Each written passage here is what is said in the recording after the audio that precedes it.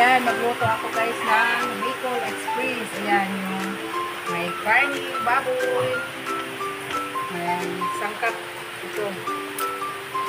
May silikot, sili. Paminta. Ay, baju sarap. Ayan, may paminta, may bawang, sibuyas, at saka yan, yung sitaw. Lagyan namin ng gata. Ayan guys, yung gata ng niyog.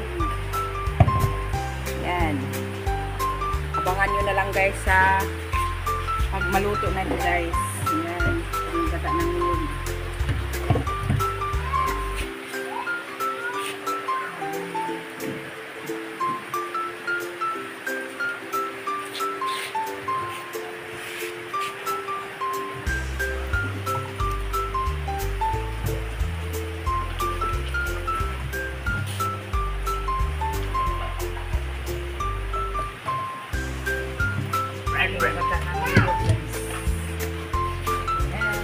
Thank you for watching guys. Bye guys.